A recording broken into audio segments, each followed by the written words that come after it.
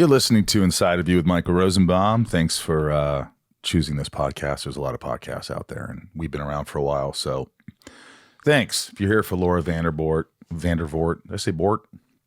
You did a little bit. It's okay. She's probably rolling her eyes at me right now. But it's always a treat to have her on. She's been on, of course, before. Hello, Ryan. Hello. Good to see you. Good to see you. Today's a day when we're doing back-to-back episodes. Mm-hmm. So, and it's a lot. It's a lot to talk to somebody for an hour and you undivided attention and you research. And we also haven't talked to anyone in a month. That's true. So but we're getting back on the wagon. We've just picked it right up. It was like nothing, wasn't it? Mm-hmm. I mean, for the audience, it hasn't been anything. It's just been rolling out. That's true. Hey, if you like the show, write a review. And if you want to join Patreon, Patreon, patreon.com/inside of you, if you really want to support the show and give back, you're the reason why we're still on the air. Also, you can go to my Instagram at the Michael Rosenbaum and go to my link tree for cameos and conventions and all that stuff. If you want to go on a Smallville cruise next year, the first one went wildly good. And the Chicago Creation Con in September, Ryan's going. It's a Smallville only con, so it's all people from Smallville. It's going to be really fun. Mm-hmm. And my store, the Inside of You online store. You can get autographed pilot episodes signed by me, Lexmas scripts, ship keys, Smallville lunchboxes, tumblers, an array of fun things, pictures. There's just so much. You can get Funkos. And they're signed by me because I signed them. Also, Rosie's Puppy Fresh Breath. If you want your dog to have fresh breath, it's just a little capful in the morning, odorless, tasteless, and your dog has better breath. I use it every day. Rosie's Puppy Fresh Breath on Amazon. A lot of other good things cooking. Things are cooking, but we've probably done close to 400 episodes. Yeah. It's amazing. Does it feel like it? Yes. Yes, it sure does. I hope you guys are, how's everybody doing out there? Is everybody taking care of themselves? I think we forget constantly to take care of ourselves. We get caught up in so much and we're like, we're busy when I have this and I have that. And I'm just like, just take a deep breath. Let's take a deep breath, Ryan. Kind of felt good. Didn't it? Why? Because we don't do it. Why? We don't breathe. That's a big thing. Water and breathing. Why do we not do the two? Because we're always we're talking, we're thinking, we're not breathing the right way. We're supposed to be. It's not that important. Don't be anxious. Get my meditation app. I should do a meditation app. That'd be kind of fun. Mm-hmm. Breathe slowly through your nose. Anyway, we had a great episode today. Laura Vandervoort. Let's just get into it. Let's get inside of Laura Vandervoort. It's my point of view. You're listening to Inside of You with Michael Rosenbaum.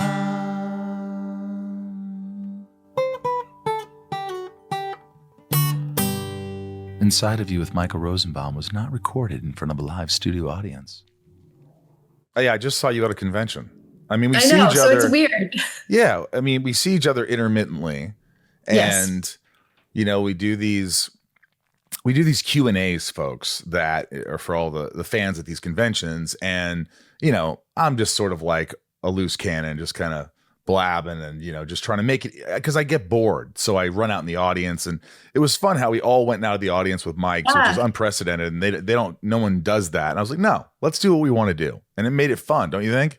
Yeah, that was the first time we've joined you, or at least Erica and I in the audience. And because it kind of felt like we needed more energy from the audience. So it was nice joining you. It made a huge difference. We were saying after we should do that all the time. It just makes it more energetic. Yeah, it's great. I think the fans like it too. It makes it more personable, more personal. Yeah. Personable? I don't know if our moderator enjoyed it because we basically took his... We cut him off. His moderation stopped. But it was still fun. What does it mean to you when you come to these conventions and you see all these people that are there for you? Are you able to just really take a step back and appreciate it and be like, this is cool. Who gets to do this? Yeah, I mean, I think when we all go together as a cast, like they're not just there for me, that's for sure. They're there to see you and Tom and the girls as well. So, um, but yeah, to answer your question, it is still a crazy thing. And I think we all realize how lucky we are to have the opportunity to like promote a show so long after the fact, and fans are still pretty rabid about it. And after everything ended, we all kind of went our own ways and did our own projects, and the shows have brought us back together. Yeah, I think so too. I think it's extraordinary because it's rare. It's like how many people are on shows, but then are able to go to cons to sign autographs and meet people, and it's just rare. I'd say 90% of shows don't get to do that. You have to have sort of a niche or sort of a either a sci-fi presence or it's either it's got to be something. If it's anime, if it's video games, it's whatever. There's these few things that you get to be a part of. I mean, because it could have easily been like, oh, we were on NCIS and nobody cares when we go to these We'd things. still be working. We'd still be working. It'd be season 37 and they'd ask us to do crossovers for NCIS Albuquerque and NCIS Detroit. And yeah, I could never do that. And kudos to those actors that are doing it. But like, you'd get so bored. Your attention span. Yeah, I couldn't do it. They're doing the same, it's procedural. Yeah. It's procedural. So, yeah. But I think you get bored with everything. It's just like, playing Lex, it was fun, but like, it got a little old for you, you weren't there as much. So it was probably very fresh and fun for you whenever you were on. Yeah. I mean, season 7, I think, was the one I was in the most. So there were definitely moments of fun, but like we've talked about at conventions, it's such a blur for me. Like I was so young. I was so nervous. I don't think I enjoyed it as much as I should have. And had I been able to go back in time and do it now, I would have enjoyed every moment. But I can't say it was fun, even though I wasn't in as much. It never got old or boring. It was always fun to do the stunts and all of that, and all very iconic. But can't say I had fun. You were like, it's funny because you say that, and knowing you the way I do, I understand you internalize a lot and you think too much, like most of us do. But while you were there, you were incredibly sweet, did your job well, pleasant to work with, fun. You weren't like a drag or someone who seemed on edge. You know how to hide that. It's probably, you know how to act your way through that, don't you? Yeah, just like conventions. So you feel the same way, but you're like, yeah, everything's great. I'm freaking out. Yeah, but I'm sure you do that too. Like, but I feel like yours manifests in an energetic way, in an outgoing way when you're uncomfortable. Yeah. Yep. Where mine's like, I really got to push to get to your level. And then I need to be alone for 24 hours. Like after the convention we were just at, which was great, and Dallas was wonderful. I like comatose yesterday. I mean, I still did what I had to do, but I just need time to recharge because I want to give so much energy. You do it too, to all your fans. You give everyone that special moment, but it can get exhausting. And yeah. I feel bad though sometimes because for the first few hours of signing and meeting people, and it's like, you understand, people come up to you and you can't be tired and can't be just having a bad mood. So we give as much as we can. So about 4 hours in, whether I like it or not, my energy shifts a little where I'm not as energetic. I'm still, very pleasant and fun, but I almost feel bad. Like I'm not like, man, I wish you would have came like an hour ago. My energy was really high. I don't think it matters because they're still getting that positive, energetic side of you. They don't know what it was an hour ago. Like they don't have a comparison. All they know is, oh my God, Michael's really cool, really nice, and so friendly and so generous. Little do they know. Little do they know. God. I think in all the years that we've been doing these, because the first one I did was San Diego Comic-Con right after I was cast. That was the only time I had a weird experience. What happened? Every other show, not even a weird experience, but it freaked me out because I hadn't experienced it before. A dude just came up to me Smallville hadn't aired with me in it. They'd only announced I was cast. I don't even know if I'd shot anything at that point, but they came up to me and rolled up their pant leg and had my face tattooed on their leg. What? Like, yes. So I'm like, first of all, you don't know if I'm any good. You don't know if you're going to like me. What if they would have fired you and hired someone else? Then his face is, who's this? Who's this girl? On your leg, as the Canadians say. But like that stuff, you have to, I came to realize like that's great. That's support. That's what makes them happy. It's like, we meet so many people. A lot of them I find, I don't know if you do, but I get a lot of stories of people who say like the show saved them. Yeah.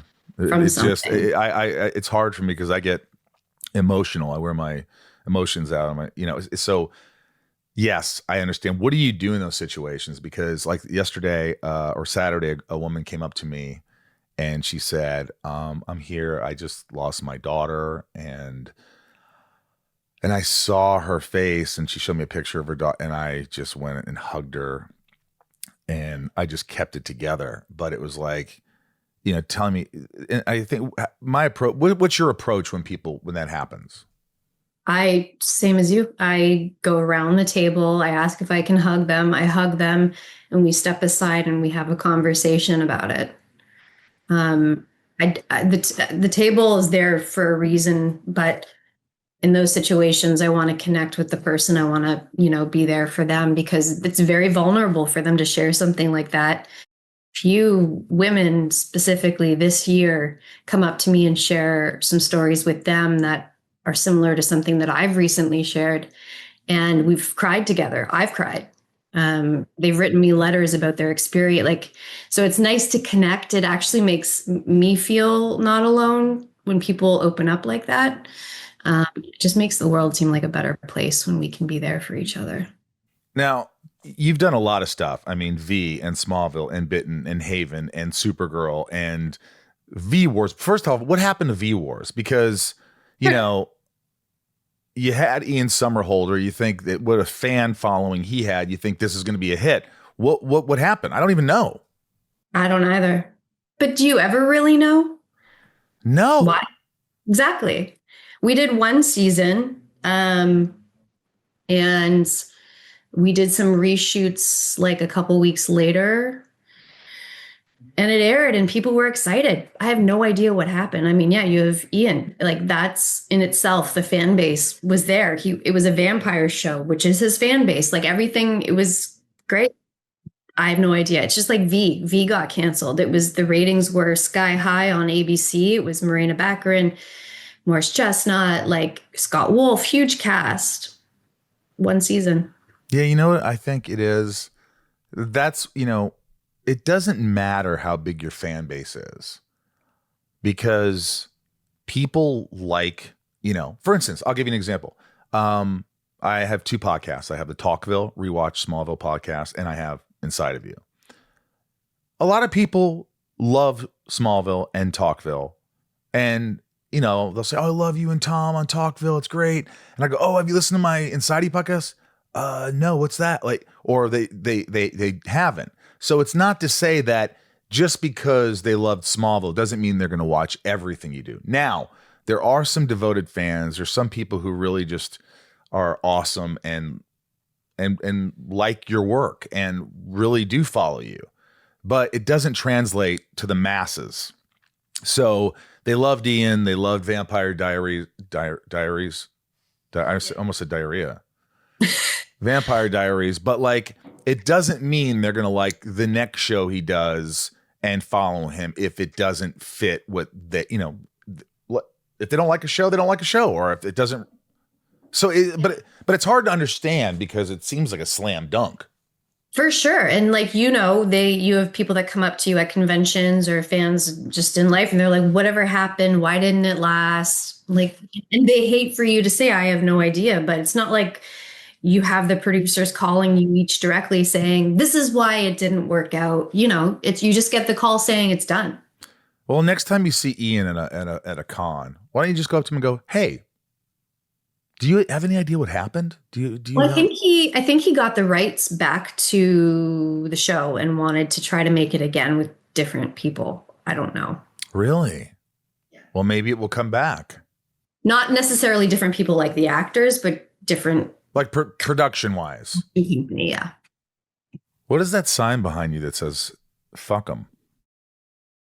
That's an artist that I love from New York. She does graffiti, kind of cool art. Her name's Phoebe New York, and her stuff's just really moody. And so that's in my office because, as you know, in this industry, there's a lot of rejection.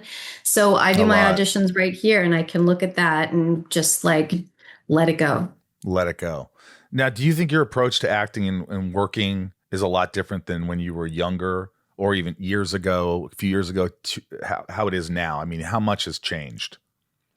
That's a heavy question. I don't know.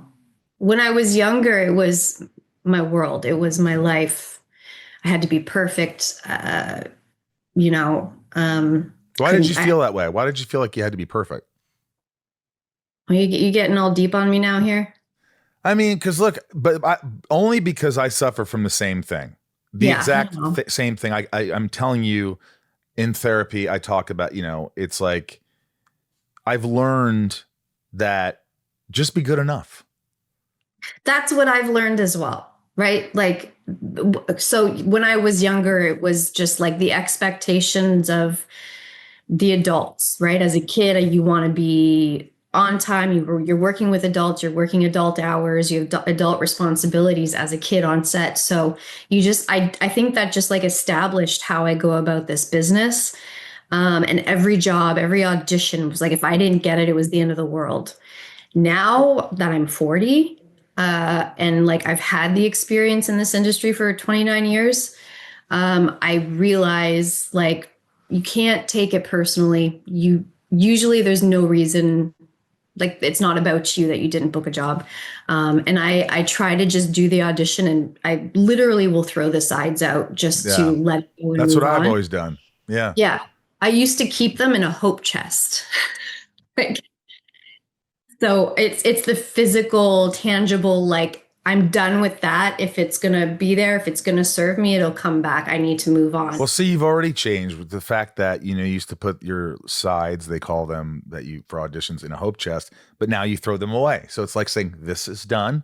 Let's just move on. And if something happens, great.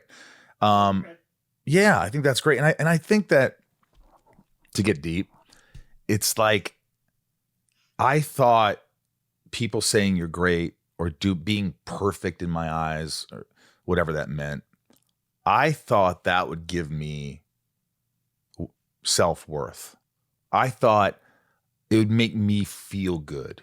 It's what I needed. But I realized it's so far from the truth. You're relying on other people for your happiness and for your self-worth and for how you feel about yourself.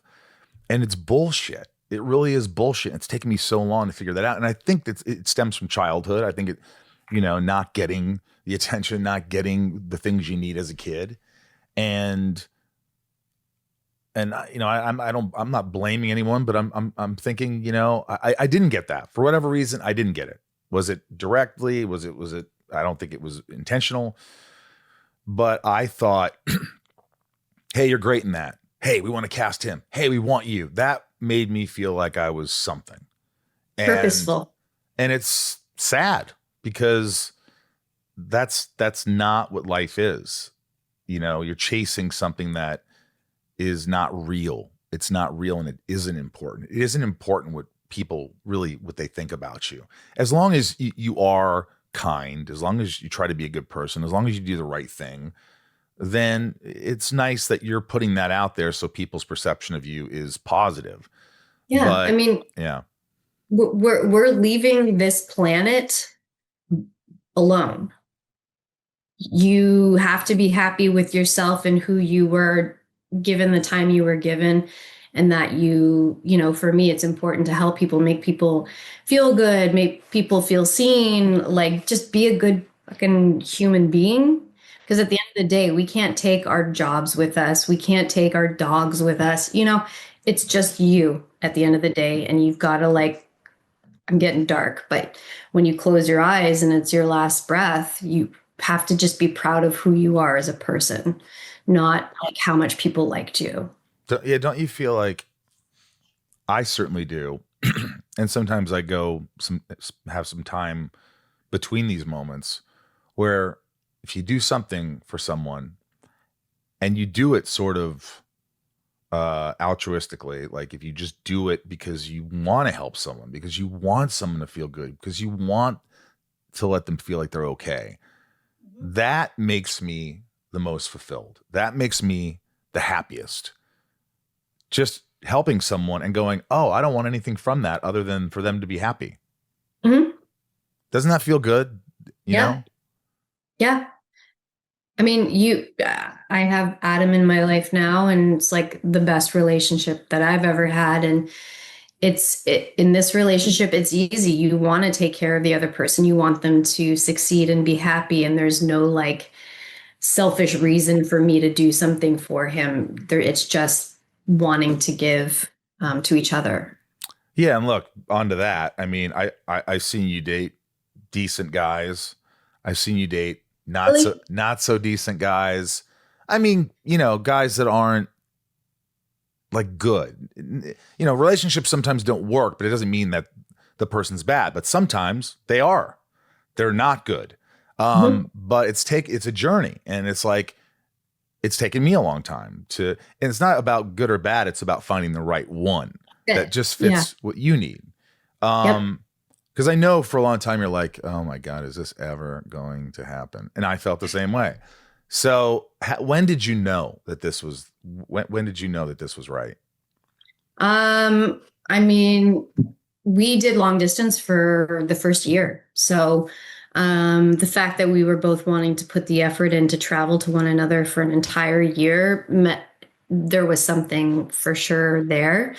He was visiting, and we had to put together an IKEA cabinet, and like we had the best time putting this together. And IKEA is known to be very frustrating, but we had such a good time and worked so well as a team.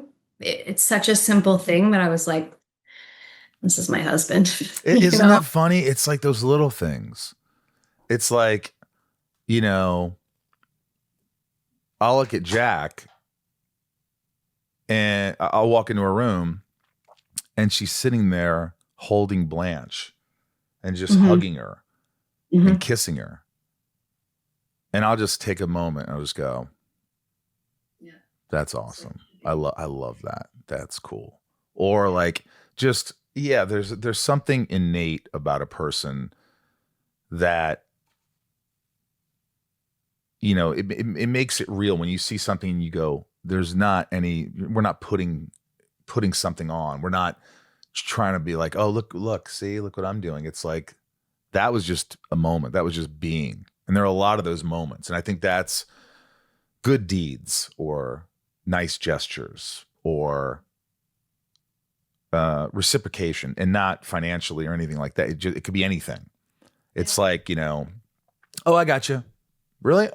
Oh, you know, it's just, I don't know. It's cool. Yeah. I've found, and I think you're probably, you know, because you've done a lot of therapy as well, but he and I have, and we've never fought. We're very good at communicating. So I think like probably you and Jack too, very good at communicating our feelings and like acknowledging how the other person feels. Like, again, simple things, but like adult things that I've never had before. It's just easy. It was just a fit. He moved in, and like we were both nervous about living together, and it's been seamless for 3 years. Like, yeah. I don't know. That's great. I mean, look, we've had 2 fights in a year, which is not many, but those fights made me realize things about myself. It made me realize things about someone else. And when I can put 2 and 2 together, it made me think, I see their perspective on this. I understand mine. And sometimes we're so like, that's not what I'm thinking. That's not what my intent, but I understand how you feel and how that makes you feel. But I want you to know That wasn't my intention. And that wasn't, so it's communication, but because I hate fighting, so does she. So, but I love it. I love that you're happy. Do your parents like him? Yeah, of course. Does your sister like him? What's that? Does your My sister? Yes, loves him. I love his sister. Yeah. Brother. He's a good old prairie boy. So, yeah. Inside of You is brought to you by Rocket Money. Wow. If you want to save money, listen to this, because I'm saving you money by reading this to you. Rocket Money is a personal finance app that helps find and cancel your unwanted subscriptions, monitors your spending, helps lower your bills so you can grow your savings. Rocket Money shows you all your expenses in one place, including subscriptions you forgot about. Let me tell you about that. Subscriptions you don't want. I mean, I needed Rocket Money. I needed someone like this, Ryan, because, you know, you watch a show because it's on this Fluby thing, streamer, and you don't want Fluby, but you get it anyway just to watch the show for a free trial period, and then you forget, and that show costs you $150 at the end of the year. Not anymore. Not with Rocket Money. Rocket Money will even try to negotiate lower bills for you. The app automatically scans your bills to find opportunities to save and then goes to work to get you better deals. They'll even talk to customer service so you don't have to. Thank God. Get alerts if your bills increase in price, if there's unusual activity in your accounts, if you're close to going over budget, even when you're doing a good job. Rocket Money's 5 million members have saved a total of $500 million in canceled subscriptions, with members saving up to $740 a year when they use all of the app's premium features. Cancel your unwanted subscriptions and reach your financial goals faster with Rocket Money. Download the Rocket Money app and enter my show name, Inside of You with Michael Rosenbaum, in the survey so they know that I sent you. Please do that. Don't wait. Download the Rocket Money app and tell them you heard about them from my show. Inside of You is brought to you by Shopify. I love these guys at Shopify. This is something I use for years. It's amazing. Listen up. Whether you have a small business, you're starting a business, big business, it doesn't matter, anything in between, Shopify is there for you. Shopify is the commerce platform behind millions of businesses around the world.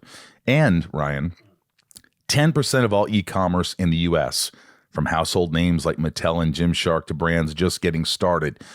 Look, if you have a business, you got to have product, you know, and if you want to sell your product, nobody does it better than Shopify. This is so easy to figure out. Everything is on the page. If you want to upload a picture of your t-shirt or whatever it is you're selling, you put a description, how much you're charging, how many you have, the weight of it. I get a little weight scale that costs me a couple bucks. You weigh it. Oh, it's 5 ounces. Put that on there. Everything is easy. And when you want to ship things, it does it pretty much for you. You could you could check your analytics to see, Ryan, how you're doing from week to week, month to month, year to year, what's selling, what's not selling. I'm running out of stock. It's all so easy and such a beautiful thing. Get started with your own design studio with hundreds of ready-to-use templates. Shopify helps you build a beautiful online store to match your brand's style. Accelerate your content creation. Shopify is packed with helpful AI tools that write product descriptions, page headlines, and even enhance your product photography. Yeah, get the word out like you have a marketing team behind you. Easily create email and social media campaigns wherever your customers are scrolling or strolling. And best yet, Shopify is your commerce expert with world-class expertise in everything from managing inventory to international shipping to processing returns and beyond. They do it all, man. If you're ready to sell, you're ready for Shopify. Turn your big business idea into cha-ching with Shopify on your side. Sign up for your 1 month, $1 per month trial period and start selling today at shopify.com/inside. Go to shopify.com/inside. That's shopify.com/inside. Do you still deal with anxiety and depression a lot? What a jump. Yeah, I take anxiety medication now. You do? Oops, yeah. Has it changed your life? I wouldn't say it's changed my life, but it's made it a little more Manageable. accessible and manageable. I just found that it took the edge off. Like it was easier to do the conventions. It's easier to deal with like the day to day if I have 5 auditions that I have to do. And like I used to get overwhelmed if I had too much, and now I can almost compartmentalize everything. Do you memorize? Do you memorize your lines for auditions? Yeah, I can't. I have to. It's how I've always done it. But I memorize quite fast. Really? Yeah. How do you do it? What do you think it is? Anxiety. Yeah, but anxiety would probably hinder you from. No, because if like for example, if I had an audition and they liked me, but they're like, hey, can you go out there and can you work on these sides? We actually think you'd be better for this character. And just like knock when you're ready, because I know people are waiting, because I know like the energy's up, I can memorize fast. So I think it's like, I don't know. That's pretty good. But also Yeah. being like, yeah, I don't know. It's I wish there was a technique, but like every time I underline keywords, and we'll write on the sides, on the side of the sides, words that I'm having trouble that aren't sticking. So I make those large down the right side, and then I underline like keywords. Sometimes I'll underline every freaking word on the sides, but it helps. I have friends who write out all of the sides, and that helps them memorize. I have friends that use teleprompters. Like I've just always memorized, and I'm not comfortable doing anything other than that. Yeah, because you've been doing it since you're a kid. Yeah. Do you think you'll always act? I'd like to, but as I'm getting older in the industry, I think I think maybe the options are still there, but the pool is bigger. There's a lot of big names now that I'm competing with. So the past few years have been, ebb and flow. You look the same though. You really do. I'm not just saying that. You look the same. You don't look 40. So right. Well, thank you. Yeah, I mean, it's not an age thing or a looks thing. It's just I think it kind of is, because I can't do 20. And technically I playing moms now, but people don't buy me as the mom, right? So yeah, I have that. Yeah, I could see that. People don't even, I think it's just because of how I am, my disposition, if you will. But it's like, I don't, can you see me as a dad, Ryan? No, nobody could see me as a dad. So you can't see me as a dad. You can't see me as a teenager. So I'm kind of stuck in limbo too. I think eventually I'll hit a certain point, because there's 3 stages of aging, they say. And I'm definitely hitting number 2. How old? 50. I'll be 53 in a month. Oh. Yeah. Holy shit. I would like to continue to act, but I have a feeling, given the way the industry is going, I'm going to have to continue to try to produce and develop my own stuff.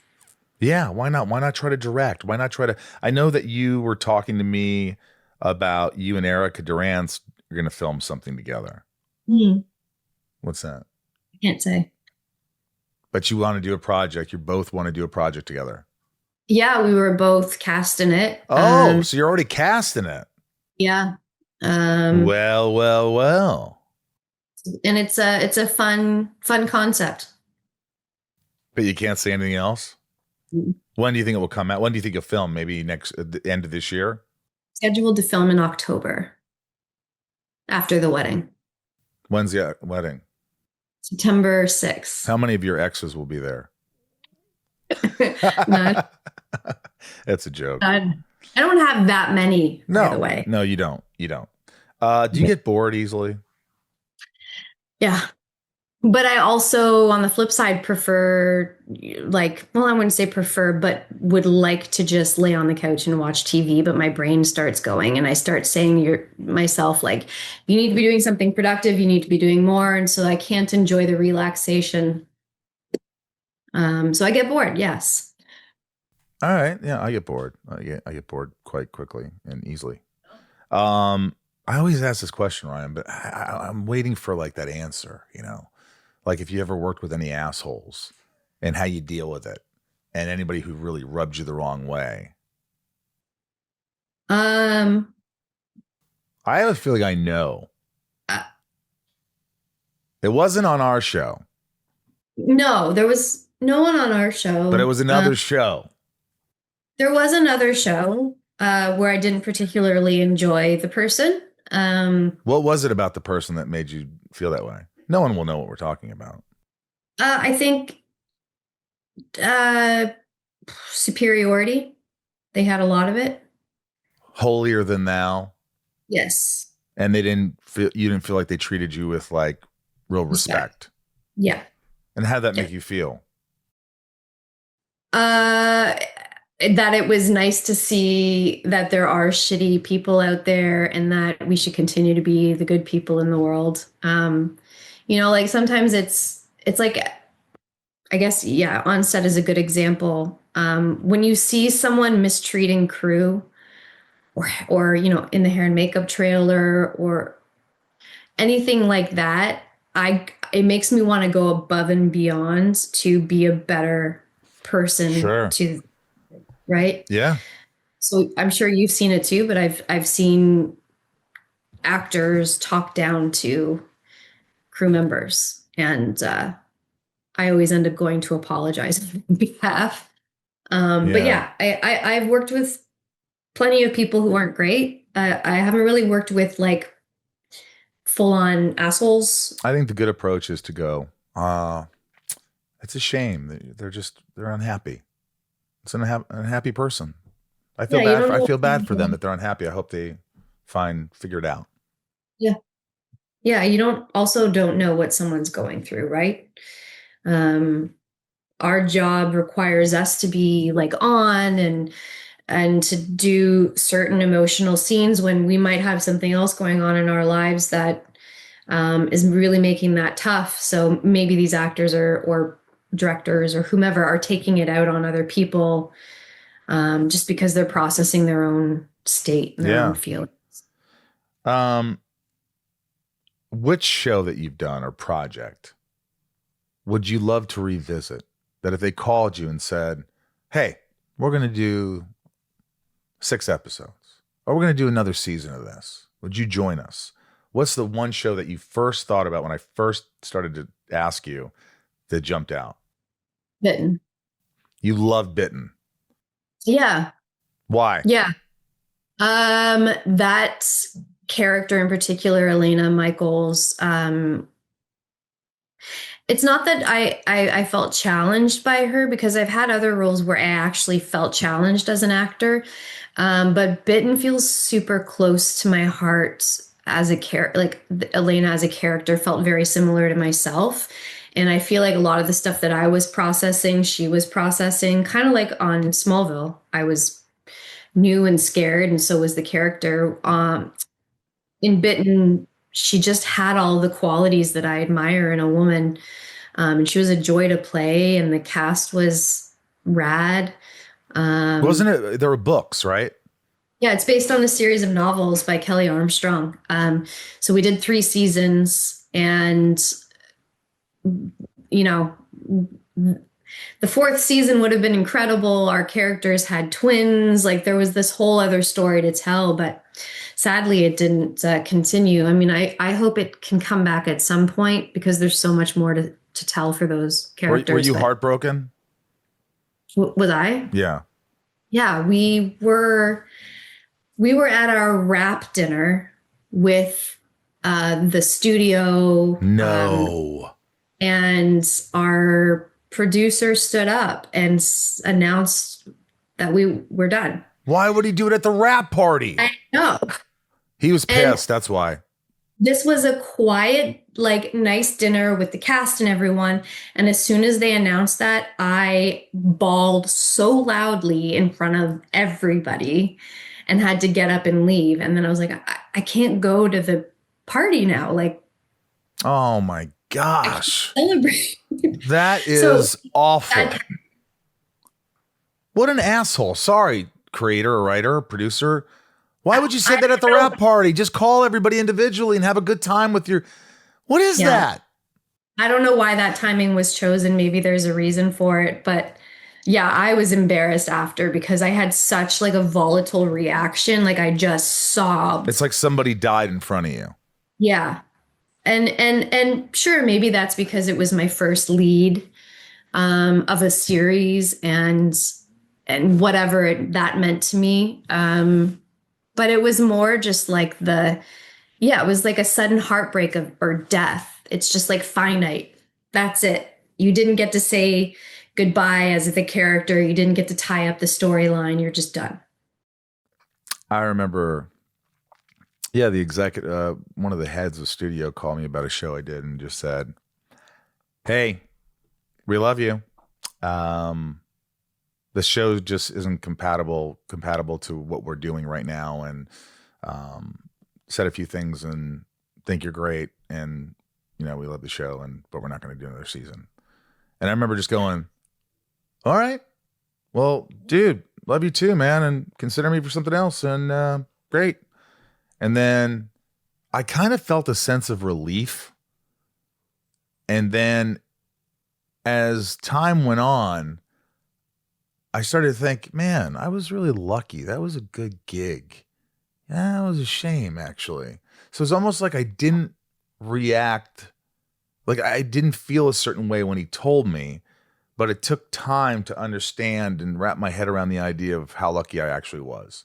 Don't you wish we could realize, I mean, if maybe we can now, but we could realize during the project Yeah. what it is and how lucky we are instead of just being concerned about all the other things? Yeah. It'd be nice. Yeah, I was dealing with a lot of stuff though too. Like nobody knew, but my anxiety was through the roof. I was just exhausted all the time for fight or flight, and nobody knew. Everybody thought I was happy as hell except my buddy Troy, who, was definitely like, he saw my lack of sleep and my anxiousness, and and I'm a people pleaser, so I was always trying to make everybody, happy, and that was exhausting. But I didn't find Lexapro at that time. Lexapro now, that would have been. And what's funny is, and by the way, Lexapro doesn't work for everybody; it just works for me and other people. But you gotta go to your psychiatrist. But it's amazing just how something can help you where it takes away the edge, like you said, and whatever helps you. I always say that. It's like, if it's exercise, great, good for you. If it's meditation, great. If it's Lexapro or Zoloft or whatever the hell, good for you. If it makes you feel better, it makes you able to function better, then fuck yes. I mean, I know people who started medication like that, and they said there was just one moment where like the light bulb went off and the voices muted, and they couldn't believe that people live like this, that it's just that quiet in the head and the anxiety is down. Like it's such a switch. And yeah, I'm all for it. Yeah. Yeah, anybody who says like, "Oh, people shouldn't take pills. They shouldn't be, you just deal with it." People deal with it. Like, you don't know what's going on. You don't know what's going on with our brain chemistry is different from everyone's. Each person is different. How you're wired, what your past is, what you're dealing with, what you're coping with. How could you possibly, make that decision for me? Or, there's a lot of things that people shouldn't be saying and making decisions for other people. Oh, yes. I know that. I know. Believe me, I know. I live in the United States of America, and I'm well aware of that. Wait, I wanted to ask, do you think you're a recovered people pleaser, or do you think it's still there? I think it's still there, but it's a little healthier. I think I just like being around people that are fun. I like making them laugh. I'm an entertainer. That's never going to leave me. But not everyone's going to like me. I'm not going to be everyone's cup of tea. That's just the way it is. And I'm not going to change. I try to think, I'm a kind person. I try to do the right thing. I could be selfish. I could be all these things, but I'm human. And, if you like me, you like me. And if you don't, don't hang out with me. That's it. If I make you, whatever. Would you love to, who would you like to work with that you haven't worked with? Oh, like actually attainable work with or reach for the sky? If there's an actress or actor or, somebody you'd like to, yeah. I mean, who would you like to work with?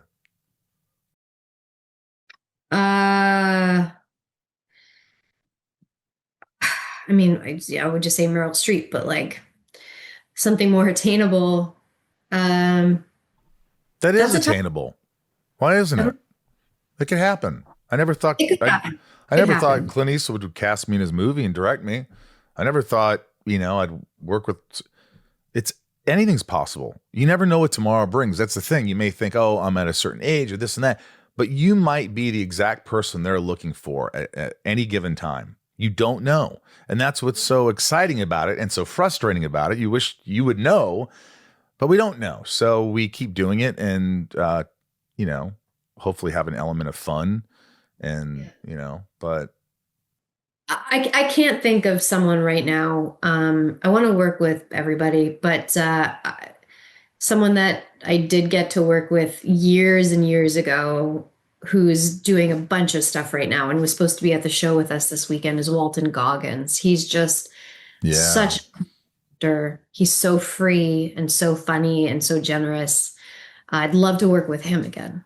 Yeah. Yeah, he's great. You still audition a lot though, don't you? I mean, when they come in, it's you know how it is. There could be 6 in a week and then nothing for 3 months. It's yeah. That's just the way it is. It's just part of the job, right? What do you like better, Marvel or DC?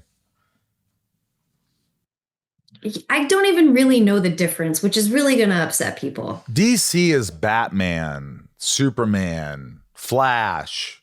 Marvel is like Iron Man and Thor. And I'm just not like the demographic. I'm in it, but I'm not the demographic that goes and watches Thor in the movie theater. I don't give a about it. It's fun and entertaining, and I get it. I guess I can say Marvel, but I'm not a comic book Marvel. fan. You've done Supergirl and Smallville, but Marvel you chose. I know, but now I want to work with Marvel. All right. So Marvel. All right. Just talk to James for me. You talk to James for me. Inside of You is brought to you by Quint. You just have to check out Quint. I've got this sweet cashmere sweater, and I know you like it. It looks great. It does. I mean, look, guys, why drop a fortune on basics when you don't have to? Quint has the good stuff, high-quality fabrics, classic fits, lightweight layers for warm weather, all at prices that make sense. Everything I've ordered at Quint has been nothing but solid, and that's rare for me to say. Quint has closet staples you'll want to reach for over and over. Like cozy cashmere and cotton sweaters from just $50. Breathable flow knit polos and comfortable lightweight pants that somehow work for both weekend hangs and dressed up dinners. The best part? Everything with Quint is half the cost of similar brands. Yeah, by working directly with top artisans and cutting out the middlemen, Quint gives you luxury pieces without the markup. And Quint only works with factories that use ethical and responsible manufacturing practices and premium fabrics and finishes. Yeah, I don't feel guilty anymore when I go on to look for clothes because Quint has such great prices and great quality that I'm like, I don't feel guilty about spending $50 on this awesome sweater. Mm-hmm. Keep it classic and cool with long-lasting staples from Quint. Go to Quince, QUINCE.com/inside of you for free shipping on your order and 365-day returns. That's quince.com/inside of you to get free shipping and 365-day returns. Quince.com/inside of you. This show is sponsored by BetterHelp. These days, it feels like there's advice for everything. Cold plunges, gratitude journals, screen detoxes. But how do you know what actually works for you? Using trusted resources and talking to live therapists can get you personalized recommendations and help you break through the noise. Therapy from BetterHelp is helpful for learning positive coping skills and how to set boundaries. It empowers you to be the best version of yourself, and it's for everyone, not just for those who've experienced major trauma. With over 30,000 therapists, BetterHelp is the world's largest online therapy platform, having served over 5 million people globally, and it works. With an average rating of 4.9 out of 5 for a live session based on over 1.7 million client reviews. Wow, it's convenient too. You can join a session with a therapist at the click of a button, helping you fit therapy into your busy life. Plus, switch therapists at any time. I think that's a big thing. People think, oh, what do I do? I'm nervous. I don't know. I don't like my therapist. It's easy with BetterHelp. You just switch. They'll change them for you. As the largest online therapy provider in the world, BetterHelp can provide access to mental health professionals with a diverse variety of expertise. Talk it out with BetterHelp. Our listeners get 10% off their first month at betterhelp.com/inside. That's BetterHelp, HELP.com/inside. BetterHelp.com/inside. This is an advertisement from BetterHelp. This is called Shit Talking with Laura Vandervoort. These are my top tiers. They ask questions. Join patreon.com/inside of you and support the podcast. And there's different tiers, and it's a lot of fun. It's a great community, and people become friends. So here is the first question. Jessica B, what's something you used to stress over that now feels kind of ridiculous?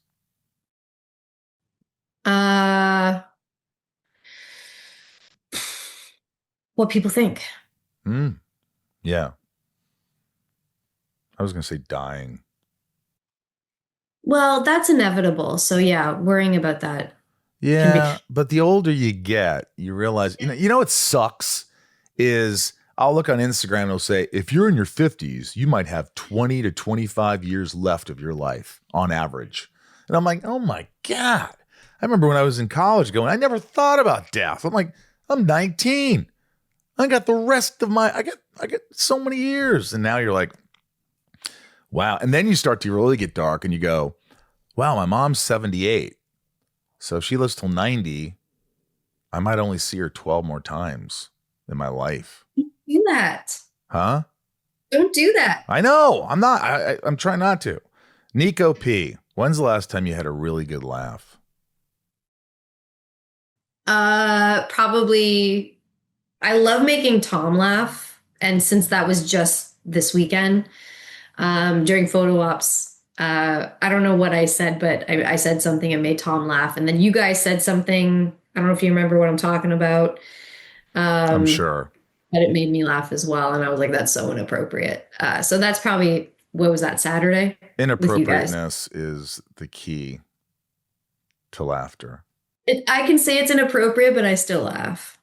Well, it's fun to be inappropriate, especially in this day and age. It's like, we're all a little inappropriate. I do things inappropriate all the time. I don't do them out of spite or out of, hatred or anger or racism. I just do things. And sometimes people are like, Jesus, I don't mean them. Taylor R, what gets you out of a funk? Probably going to the gym. Going to the gym. Kind of a boring answer, but I find like just moving and the gym is like therapy for me. How do you get into the gym? I mean, that didn't sound you walk right. through the door. I know. But like, it's so hard to want to exert yourself to like. You do it. I don't do it a lot. I play hockey and tennis. I try to, but like, it's hard. That's why I'm always like trying to get into other habits, like eating better, taking like my AG1 in the morning, taking my Lexapro. Yeah, let's promote AG1 right now because I love AG1 too. Oh, good. AG1's awesome. They're a sponsor, and they're just, dude, people don't realize how easy it is. If you want to start a habit, it's like it's easy. You just pour powder in a glass of water, stir it. It's delicious, and it's got probiotics, prebiotics. I'm selling it right now. They're not paying me. I love it. Tom and I use it. Laurel uses it. So do what you like. Yeah, I have to tell you, I'll tell you offline about a recipe that we have with AG1. That's great. Good. Linda M, what's a recent experience that significantly shaped who you are today? Maybe it's not recent. Maybe it's... I think come like almost to flow into what we were just talking about, coming to realization about age and options. What was the question? Something that a recent experience or a past experience that significantly shaped who you are today. I'm sure there's been a few. I would say, I don't remember it obviously, but as a baby, I had bacterial meningitis. And so they thought you were going to die. I was going to die. I think we've talked about this before on the podcast, but I think that knowing that story as a child that I wasn't supposed to live, that happening to me pushed me to work harder and be better and try to make something of myself. Like I was like, well, I was given this opportunity to be here. I need to be somebody. So, when I was young, I wanted to be somebody, not necessarily an actor or famous, but I like wanted to make my parents proud. So that shaped who I am today. Yeah, but that's not recent. No, it doesn't have to be. There was this kid, Preston, I met him at the Ronald McDonald House, and I didn't know, I was there I did movie nights where I'd bring movies and popcorn for the kids and pizzas and stuff. And I met this one kid, and he looked strong and was talking about cheerleading and stuff like that. And I was like, yeah. Do you have a brother here who's going through some treatment or somebody? And he goes, oh no, I am. I'm here. And I go, what? He goes, yeah, I have terminal cancer. And I go, and his mom was with him. And I go, well, we started talking about all the surgeries he's had and this and that. And I don't know what it was, but I just wanted to be there for this guy. I immediately felt like he was my brother. And I would go to the hospital. I'd go to his chemo. I would go drive 2.5 hours to see him and his family. And I think that, and he passed away a while ago, not that long ago, a year ago. And it just made me realize so many things that are important. This kid just had so much life to him. He never complained. He just was so positive, so grateful, so just his being, it made you feel better. And I think that shaped me a lot of ways. It hit me. It just made me think, man, this little guy is done at 16. His journey is ended. Yeah. And it's like, you still have a journey. So why don't you make the most of it? Why don't you try to, and I still don't think I do enough and this and that, and it scares me. I didn't go back there for a while because I felt like I was it's like almost like bad analogy, but like when you get a dog, you're like, well, dogs don't last that long. I can't deal with the suffering but the joy they bring you. Exactly. You enjoy that. It makes it more special. So, I was lucky to know him and know his family, and I still talk to his mom. And so I think that shaped me a lot because I think about that a lot. And I think about how easy it is for me I'm not a big star, but like having some celebrity that I could touch lives. I can help people so easily, more than, and it's just being aware of that and knowing that you should do that more often because that's what really brings you joy. And it's hard to remember that on a daily basis, right? And so we can try our best to enjoy the time we have, but you also have to allow yourself days to just feel what you're feeling. Like you can't make the most of every day. You can try to, but like a big thing that I've learned similar to you with this young boy is like giving myself grace. I love that phrase, give yourself some grace, because we beat ourselves up so much. And we try to accomplish so much in a day. I just try to say to myself, you've done enough, give yourself the grace. So yeah. I'm going to start movie nights again at the Ronald McDonald House. I'm going to do that. Kayla Sue, favorite dance song like no one's watching. I don't know if this is the title. Come on, Eileen. Don't be so provocative. Come on, Eileen. Oh, I swear on money. I never know what he's saying. I was like, That's the title. I remember one of the lyrics is, oh, Johnny, poor Johnny Ray. Broke a million hearts in mono. Anyway, that's a great song. I love that song. And I love that you were here. I'm sure you felt like, what are we going to talk about? What is there? Even I thought that. And then once I didn't know what topics we could cover. But once we started talking, it's just like that's it. It's just, this is what I love. I love that I actually got something from this. Like when I have these interviews, if I can get something from it, and it made me think, it made me have perspective. It made me, I really enjoyed this.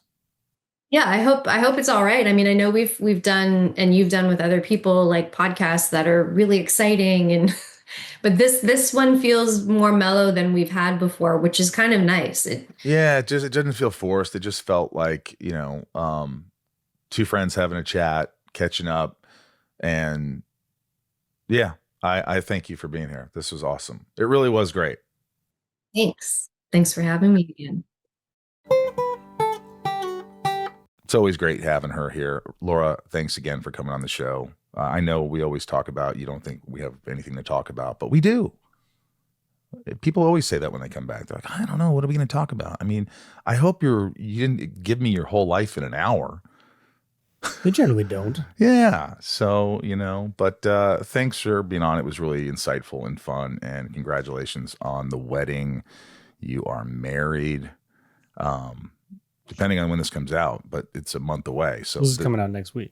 Oh, it is? This is coming out this week. Oh, you're not married She was yet. just on Talkville and she talked about it, though. That's true. But you're getting married. She's getting married in like a month. Mm-hmm. So congratulations. I think that's incredible. And yeah, well, that's it really. That's all I have for you today. Thanks again to everyone listening. I appreciate it. We got some great guests coming up. David Tennant's coming up and many other greats. I hope you continue to support the podcast. Patreon.com/inside of you if you want to support it even more. Anything helps, and we appreciate it. So I think we should get to the top tier patrons now, don't you? I do. Let's do it. I'm going to read them. I think people like when I read them.